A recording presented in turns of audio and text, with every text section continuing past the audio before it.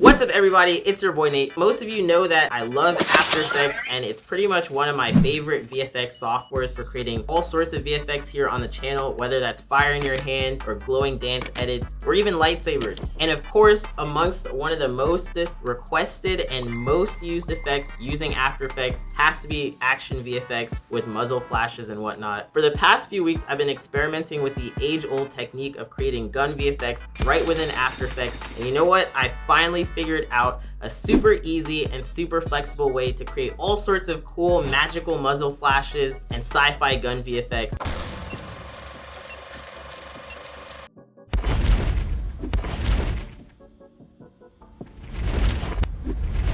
Now, you may be like, Nate, if this effect is so easy, why is this video so long? And that's right, this video is probably gonna run you about 20 minutes, but that's because we're gonna be breaking down this effect into 2 levels of difficulty. First one is a super basic setup that's gonna get you going for just about most case scenarios in your short films and whatnot, while the second one is gonna be a more advanced level one where we talk about heat distortion, faux lighting, color correction, and retiming. And I hope that you guys can take away the techniques from this project and it helps make After Effects seem a little bit less daunting and more like a tool that you can use to create all sorts of really cool stuff. Anyways, I'm getting ahead of myself. I'm super excited. I know you are too. All right, let's go.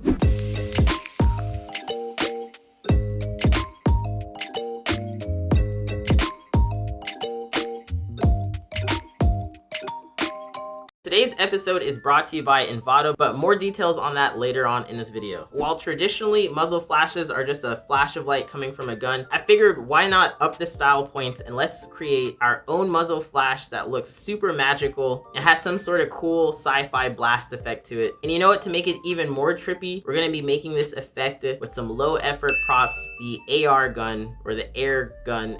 You know, get it? Because it's gonna be an AR. Let's just hop right into After Effects.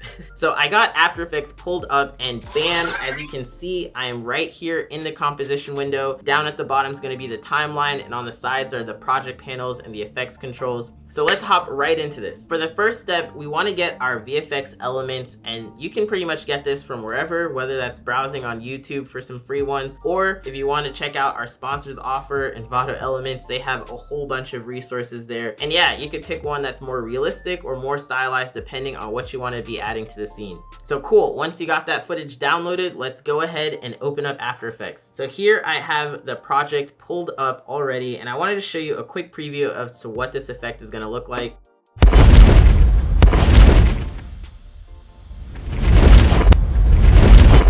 Bam! Wow, that looks pretty cool. We got this really nice effect here where this guy is wearing some sort of Oculus looking rig, a virtual reality headset, and playing some sort of game. And when he pulls the trigger on his finger, I want the actual blast to come out as if we're looking at whatever he's seeing in this game. So this looks pretty cool. And you know what? Hey, maybe even Oculus is gonna hire us to do their next commercial. But if not, at least we're gonna know how to do this cool effect. Okay, so let me just go ahead and create a brand new project so we can start from scratch with this one. And bam, this is what After Effects looks like when you have it completely bare bones. Let's go ahead and import our footage into the project panel. To import your footage, you can do it a few different ways, but I like to just drag and drop it in. So I'm gonna drag in my magic smoke pack. Let's take a quick preview of it. And that looks pretty cool. I'm also gonna add in this other one, which looks like a really nice kind of flare effect that we got going on. And then now for our base footage, which is this guy playing this AR footage. Now I use all footage from Envato Elements, but again, you guys can go ahead, take your own footage, or even check out some of our other videos if you wanna make your own magic particles using something like EmberGen, and then just being able to render that out and pop that in here. All sorts of different ways. But okay, so once we have our footage in the project panel, next we wanna go ahead and make a brand new composition. To do that, I'm gonna click and drag on my main footage, which is this guy holding this AR gun. We wanna drag it onto this little icon, which looks like a picture frame with some shapes in it. What that's gonna do is create a brand new composition with the exact same settings as our footage. So if I scrub through this here, it's gonna be the full clip, and then also it's gonna be the exact same frame size, which is gonna help us later on. So this clip looks a little bit too long, and I really just wanna focus on one section of it. So to do that, I'm going to drag these little handles at the end which shows the work area start. I'm gonna drag it a little bit forward in the timeline to where this guy is shooting. Let's see, I think I like this moment. Bam, right there. I'm gonna move a little bit earlier, and just like that, we have the first set marker. And then I'm gonna move over a little bit more in the timeline, and I'm gonna drag now this handle at the work area end all the way in. So now we're just focusing on this little section of the footage. Next, we wanna go all the way up to the composition tab up here and click on trim comp to work area. What that's gonna do is just shorten our entire composition so that we're not seeing all these extra handles of the footage anymore. And that looks pretty good. You can go ahead and press spacebar on your keyboard to go ahead and preview that. Bam, okay, that's looking pretty nice. To make this VFX shot look realistic, we wanna make sure that we track in our footage. So once we have our area trimmed down and our footage in there, next we're gonna track this shot using After Effects' built-in tracker. If you don't have your tracker options already here on the right side, what you can do is go all the way up to window and then click on the text that says tracker, and you're gonna have the window pop up here. Next thing you wanna do is make sure that you have that layer selected, and I'm gonna click on the little icon that says track motion. What happens then is we get this track point number 1. I can zoom in on this composition and see it's just set pretty much to the middle of my composition. But what I really wanna do is focus on something in the background that has enough high contrast so that After Effects can track the general motion of this. So I'm gonna go ahead and move until I see this cursor with this multi-arrowed icon next to it, and then I'm gonna drag this over to, let's say, about here. Next thing I'm gonna do is expand out this track point so that it's focusing on a larger area. And let's go ahead and try and get this little corner of the light bar to be what we're tracking the motion of. Now, if you're curious as to why we're tracking this specifically, the reason is once we add in a VFX element, we don't want it to just stick like it's flat on the footage. We actually want it to move slightly with the camera motion. That way we get a little bit of sense of depth and space with this effect as well. So this is looking pretty good right now in terms of being something that's high contrast enough. And also, if I scrub through the timeline, it doesn't look like our character ever crosses over this point. So it should work pretty nicely for us. So let's go ahead and start at the beginning frame. And next thing I want to do is click on this icon that says Analyze Forward. Right now, you're going to see After Effects is going to go through every single frame of this footage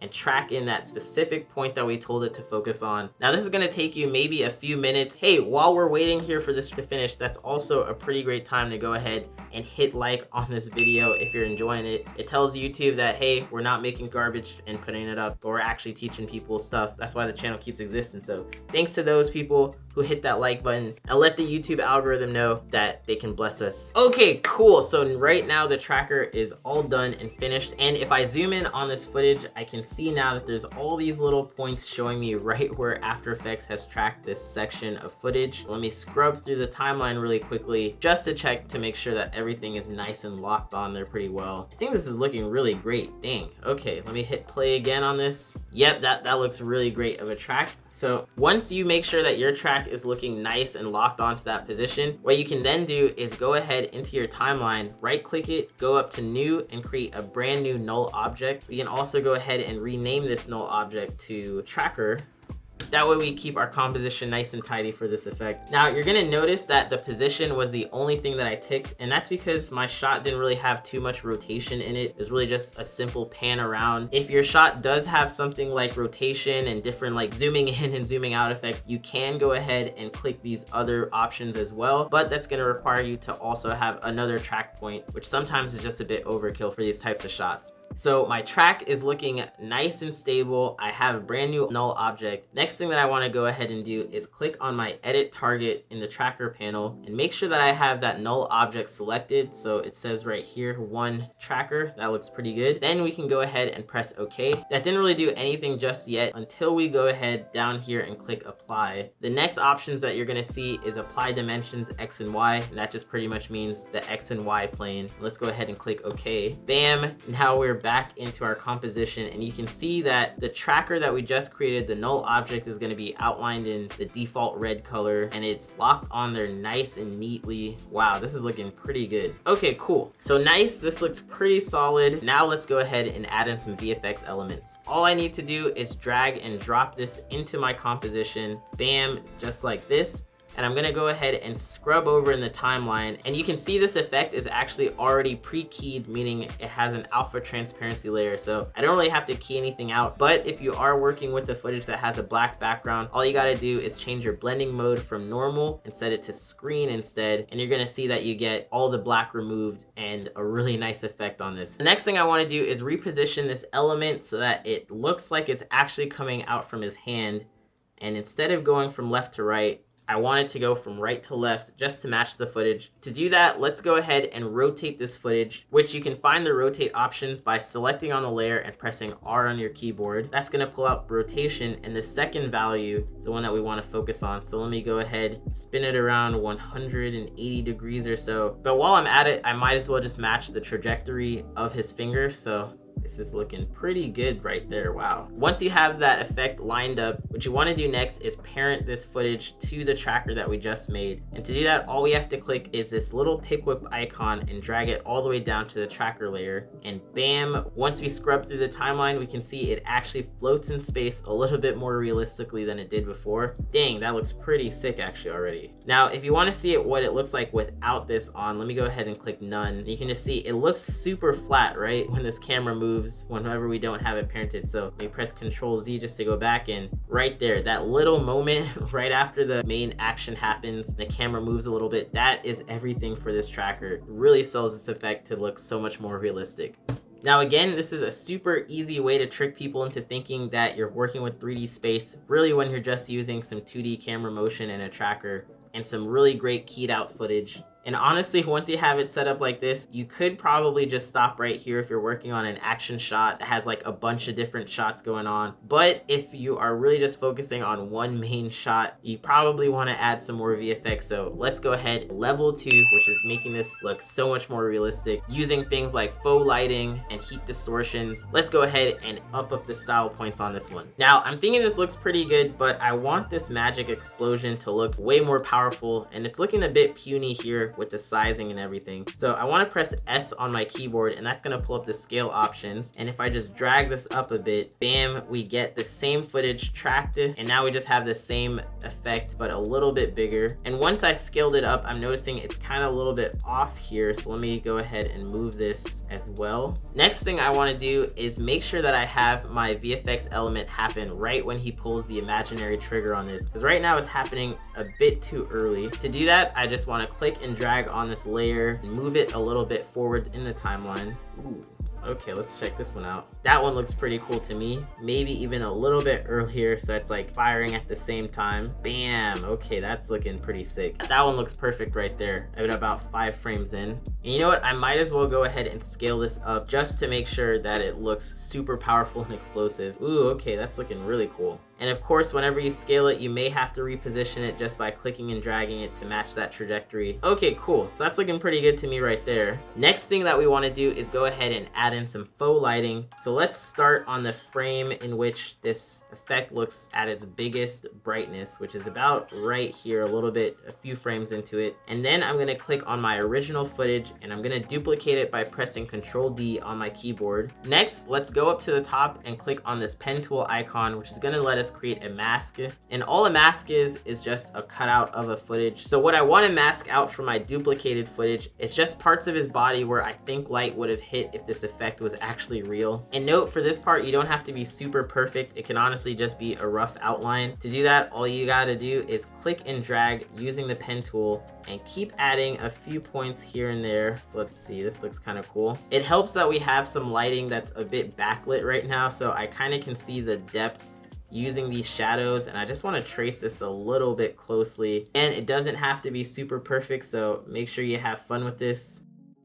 So I'm gonna get in his hand and his arm right here. That's looking pretty good. And to close off this mask, all I gotta do is click that first point back when I had started, and that looks kind of decent. Next thing, I think probably parts of this face AR set would be bright enough. So let's go ahead and add a bit here.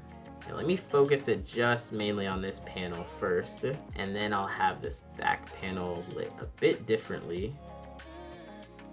Okay, cool. That's looking kind of decent. Now I noticed that his second hand is a little bit more towards the camera. I don't really think the light would pass over his arm fully. So I really just want to make like a really brief outline around this. That's not gonna be too much lit up. Okay, that looks decent. And then now for his shirt, I'm just gonna make a little rough pattern here to match part of his body that looks like it'd be lit by this light. And again, this is like super rough, but we're gonna fix this up nice and neatly later on. Ooh, okay, and I also see a little bit of this under part here. Let me go ahead and get underneath his arm. I think that might be even a nice element to light up as well.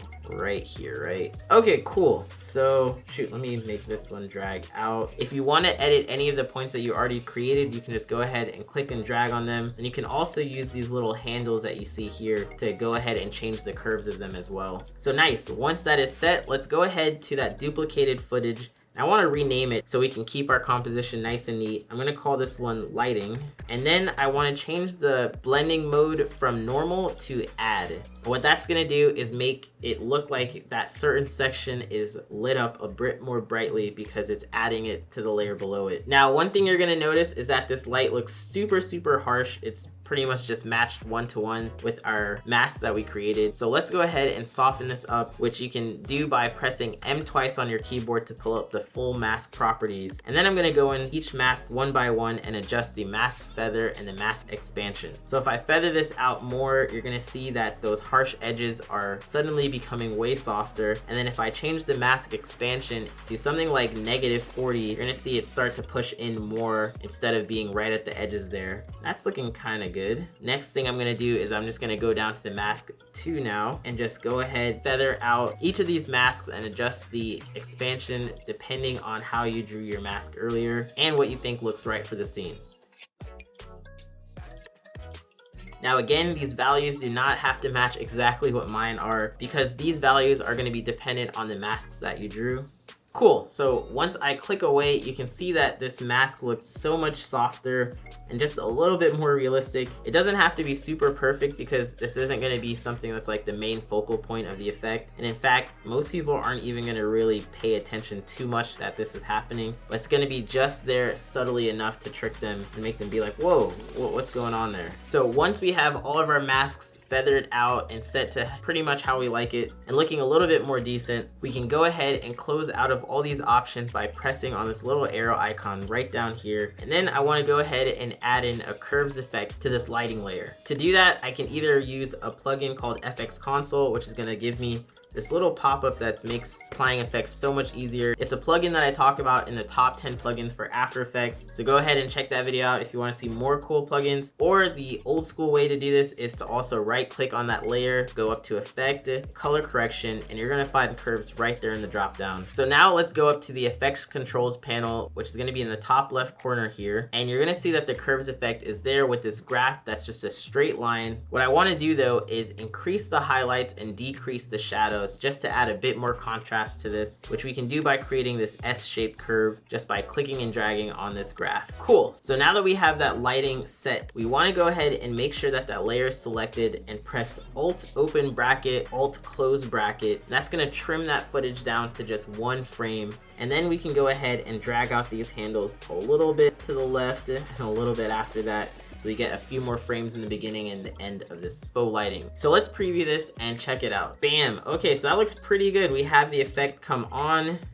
And actually it could probably stay on a little bit longer right here. And then we have it turn off. Now this layer doesn't have to get parented to the tracker at all because right now it's just a duplicated version of our main footage. And if the motion is slow enough, we don't even have to keyframe the movement of this at all. So right now the faux lighting looks pretty good, except that it comes on pretty harshly. So let's go ahead and soften this up to match the actual lighting of the effect. To do that, I want to make sure that layer is selected and then press T on my keyboard. And that's going to pull up the opacity options. Next thing I'm going to do is scrub in the timeline to the brightest part of the footage, and then I want to go ahead and set a keyframe right there by pressing on the stopwatch icon. You're going to see this little diamond icon appear in the timeline, and that is a keyframe which pretty much just says for this layer to be at 100% opacity at this exact time. So if we scroll through the footage a little bit more, I also want to set another 100% keyframe by pressing on this add or remove keyframe. It's also the little diamond icon in this corner here. And then the next thing I want to do is set this a new keyframe to about 50%, and I want to scrub this a little bit forward in the timeline, and then I'm going to make another one at about 20%, and then maybe a last one at 0%. And then for the beginning frames, I also want to do the exact same. So let me make one that's maybe at like 20% or so. And then let me start it off at 0 to begin with. Ooh, okay. Now, once we have these keyframes set, you can go ahead and reposition them to match your footage a little bit better. But you want to make sure that the brightest part of your VFX element has that faux lighting on at 100%. And if I go ahead and press play on my keyboard, right now we got this effect looking pretty nice. Okay, cool. So this is looking pretty nice. We have this lighting come on and off. And again, you guys can style this however you want. Once that's looking pretty good, let's go ahead and add in a nice glow to our magic VFX element. The way that we can do this is by click Effect, then Stylize. You're gonna find glow right there in the drop down as well. Now immediately the glow basic settings are way too harsh, and I want to soften this up by increasing the glow radius, that low value, to something like super high, maybe even like in the 600s or 800s or so. Then I can preview this by moving a bit forward in the timeline. I can also change the glow threshold a bit and the glow intensity to make this glow effect look a bit nicer. And again, these values are going to be dependent on your footage and whatever style you think looks nice. The best part is though, we can make all these changes and it's going to look at least like it's tracked in the shot based on the way that we set this up. So wow, this is looking really nice. One thing I really like about this glow effect is that I'm getting this color banding that happens as the VFX element gets brighter. And that kind of mimics the same way that a camera would have difficulty in adjusting its exposure for very bright elements and then also dimmer elements as well. So yeah, just that little bit of detail is gonna help in to sell this effect that much more. But before I render it, I also wanna show you just how customizable this effect is. So I'm gonna go ahead and add in another layer, which is the second magical VFX blast. And using the same techniques as earlier, everything should be nice and stackable and customizable. So I'm gonna press R on my keyboard. I'm gonna rotate this footage around. I'm gonna drag it over, and then let me also move it to start somewhere in the timeline, about here. Okay. Then I can scale it up as well and make sure that I pick whip this to the tracker. And let me move this out a little bit forward. Bam, okay, that's looking pretty nice. Let me also just go ahead and copy and paste that same glow VFX that I had onto this other layer. It's looking kind of cool, but maybe I'm gonna change this threshold down and the intensity up so I get a brighter looking glow there. Nice, okay. It's really cool how we can stack these effects elements together and we get a really cool effect. Next thing that we can also do is add in a bit more fanciness to this effect by having some heat distortion occur in the footage, which I'm gonna do by creating a brand new adjustment layer and applying the effect Video Copilot's heat distortion to it. Instantly, you're gonna see I get this really nice pattern occur on this footage, but it's happening to entire frame, whereas I just want it to affect the part of the magical blast that's right here. So to do that, let's go ahead and create a brand new mask, but this time, instead of using the pen tool, I'm just gonna use the ellipse tool and have it focus on a circular area around here. Okay, so that's looking pretty cool. And again, this looks a bit harsh, so let me feather the edges so you can't really tell when the heat distortion starts and ends. And then let me also make sure that this adjustment layer turns on and off depending on our magical smoke particle VFX. So this looks cool, but I also want this effect to increase its distortion amount when this blast is at its full power. So let me go ahead and keyframe this. Bam! Yo, this is looking super cool right there. And now another really cool technique that we can do is retime this so that each of these has a little bit of a different speed to them. And to retime these effects, I want to go ahead, right click on it, time stretch options. You're going to see this pop up that shows the different stretch factor. Values above 100 are going to slow down your footage and values below 100 are going to speed it up. So if I set this to something like 50, it's going to shorten my footage by about half the time, which is essentially speeding it up by 2 times the speed. Now let's go ahead and preview this in our timeline. Wow, that is looking really cool. Yeah, you know the effect hits when it makes you smile after watching it. Cool, so this is looking pretty good. And just like that, you went from a basic effect to an expert level effect. And I think this is just about ready for us to render out. So I'm gonna go ahead and click on this composition and add it to the render queue. And then I'm gonna click on this blue text that says lossless, and it's gonna pull up these output module settings. Let me go ahead and change this from AVI to QuickTime. And then the format options, I like using Apple ProRes 422 LT, just because it's a really high quality format that works well with compression as well. We can go ahead and click on this other blue text on the right here to change the output. I'm gonna call this Magic Gun VFX 2. Okay, cool. So once we have our render settings set, let's go ahead and click on render. Now you're gonna notice that I'm using Adobe After Effects 2022, which has this really cool multi-frame rendering option. It's one of the greatest additions I have seen to After Effects in a while. I talk about more of the cool features of Adobe After Effects 2022 in our previous video, and I couldn't stop raving about how much faster this made my render times. So let's go ahead and just give it a second to push through this. Cool, and just like that, I want you guys to give yourself a pat on the back for learning this effect, because I know After Effects can be daunting when you're first starting out, but using the techniques that you just learned here, you're gonna be able to create all sorts of really cool scenes. And hey, if you guys make something really dope, why not have us check it out by sending us a DM on Instagram or tagging us, because hey, we still check out all the really dope work that you guys do, and I'm super excited to see what you come up with. Now remember how I said that this video is sponsored by Envato? Well, guess what? Here is the section where I tell you about how dope Envato is, and trust me, I would not be having this in the video if I didn't think Envato was dope. Huge thanks to Envato for sponsoring and having such a super dope set of resources through Envato Elements. If you guys want to check them out, guess what? We also have a 70% off discount when you sign up with us for your first month. And I know I talk about Envato quite a bit on this channel, but I would not be recommending them if we did not use them ourselves. And hey, a lot of different resource people like hit us up, but Envato so far has been the only ones that I know of that come super equipped with different assets ranging from After Effects templates to stock footage to audio files to Premiere Pro projects. And yeah, really the list just goes on and on and on. And I can't recommend it enough. Yes, we do make a small kickback whenever you guys sign up, so thank you as well for supporting the channel through that. Anyways, I hope you guys have fun creating in After Effects, and if you want to learn more tips and techniques for your video creation arsenal, you might want to consider subscribing and dinging that post notification bell so you don't miss out on any of our super dope tutorials and techniques. Super thankful to be able to make these videos for you all. Really, it's an honor to make these tutorials. Yeah, just let me know what else you want to learn next. Even this tutorial would not have been possible if it wasn't thanks to the likes of you. So please keep sending those likes, sending those comments, and I hope that you guys can take away the techniques from this project and it helps make After Effects seem a little bit less daunting. I want to say thanks for watching. I hope to catch you on the next one. All right, peace.